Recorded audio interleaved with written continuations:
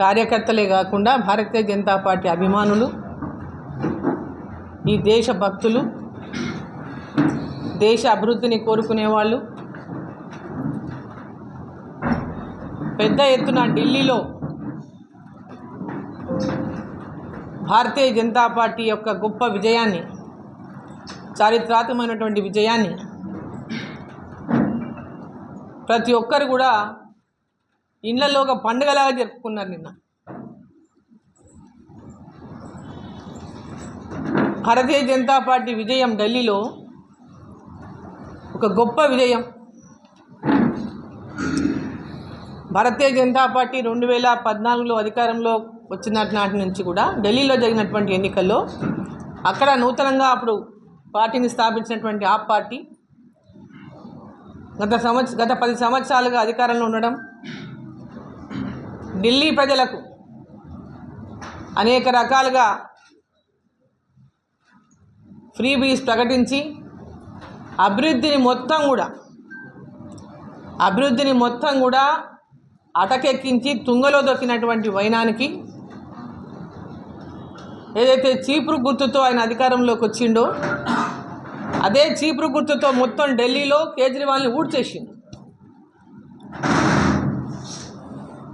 కేజ్రీవాల్ యొక్క అవినీతిని, కేజ్రీవాల్ యొక్క అబద్ధాలను, లిక్కర్ స్కామ్లో ఎవరెవరైతే లిక్కర్ స్కామ్లో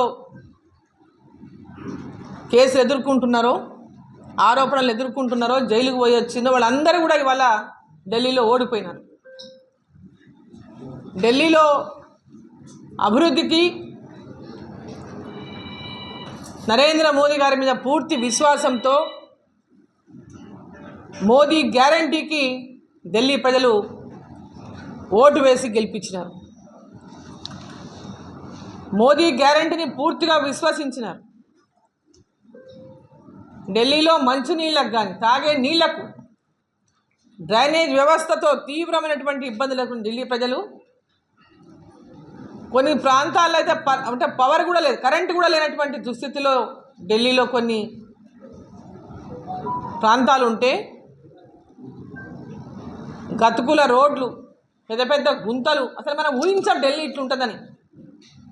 అటువంటి దుర్భరమైనటువంటి పరిస్థితులు ఎదుర్కొన్నటువంటి ఢిల్లీ ప్రజలు నరేంద్ర మోదీ గారు ఇచ్చినటువంటి హామీలతో, గ్యారంటీతో, అభివృద్ధి గ్యారంటీతో ఈరోజు అభివృద్ధి కావాలి, మాకు ఢిల్లీ అభివృద్ధి చెందాలి, మాకు మంచినీళ్ళు తాగాలి, మేము శుభ్రమైన మంచినీళ్ళు, శుభ్రమైనటువంటి వాతావరణం ఉండాలి, డ్రైనేజ్ సిస్టమ్ మాకు మెరుగు కావాలి, పవర్ సిస్టమ్ మంచిగా ఉండాలి, ఈ ప్రాంతాల్లో రోడ్లు బాగా కావాలి,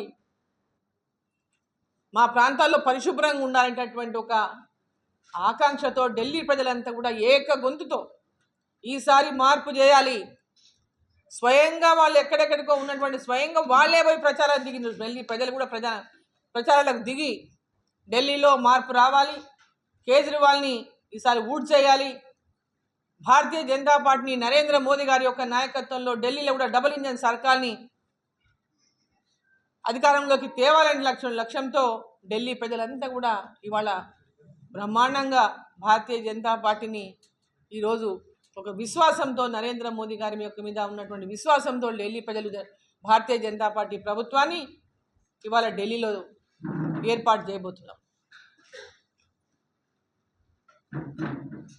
ఇది ఒక గొప్ప విజయమే కాకుండా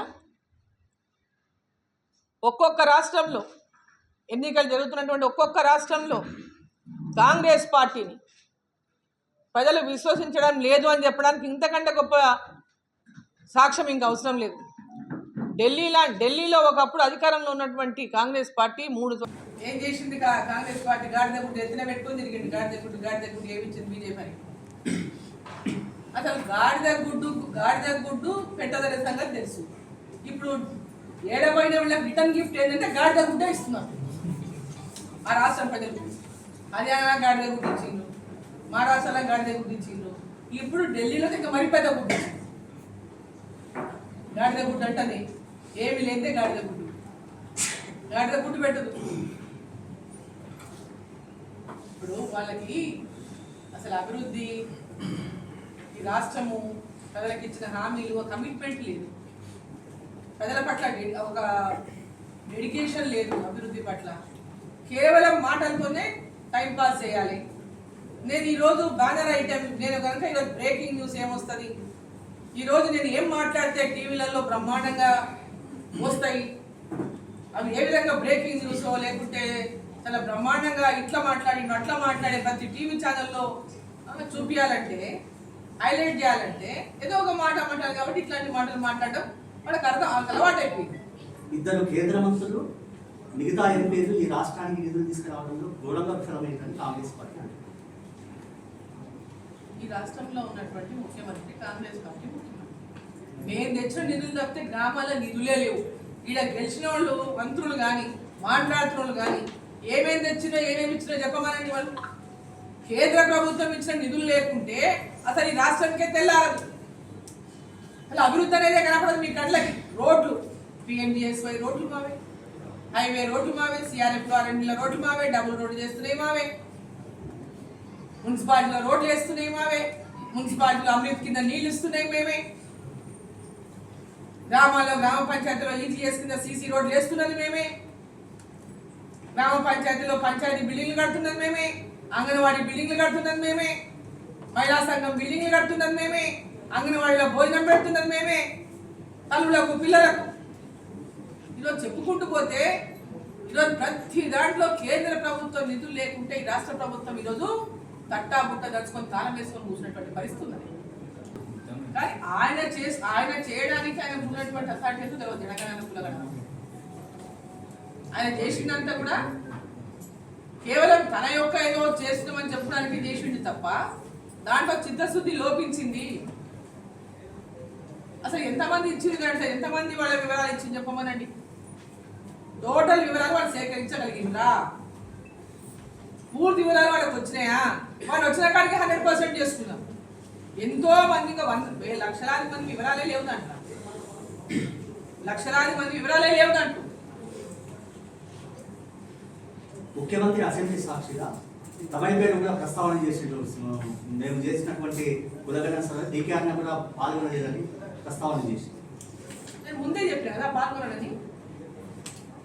ఆయన చేస్తున్నది కరెక్ట్ కాదు, కేవలం ఆర్భాటం కోసం చేస్తున్నాడు. దాంట్లో చిత్తశుద్ధి లేదు, చిత్తశుద్ధి లేదని చెప్పినాం.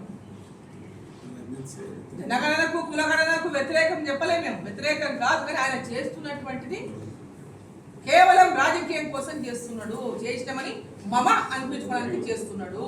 మరి DKR పాల్గొనలేకపోతే ఎందుకు పాల్గొని నీకు నా దగ్గర కూర్చోలేదు? నీ కమిట్మెంట్ ఉన్నట్ట? DKR ఏడవడానికి రావాలి కదా, మరి ఎందుకు రాలేదు నా దగ్గరికి? కమిట్మెంట్ ఉన్నట్ట మీకు? నేను నా ఇంట్లో లేను, మరి నేను ఉన్న కాడికి రావచ్చు. నేను మామూలులో ఉంటా, హైదరాబాద్లో ఉంటా, గద్వాల్లో ఉంటా, నేను ఏడవుంటే తీసుకోవచ్చు. నేను ఫస్టే చెప్పినాం, మీరు కులగణన జనగణన అనడానికి వాళ్ళ గొర్రె ఉందా, మేక ఉందా, కుక్క పిల్లి ఉందా, లేకుంటే అవన్నీ వివరాలు మీకు ఏమవసరం ఉన్నాయి? దాన్ని వ్యతిరేకిస్తున్నామని చెప్పినాం. మీరు చేస్తున్నటువంటి సర్వే విధానాన్ని వ్యతిరేకిస్తున్నామని చెప్పినాం. కులం అడిగితే కులం అడగవచ్చు, ఎంతమంది ఉన్నారో అని అడగవచ్చు.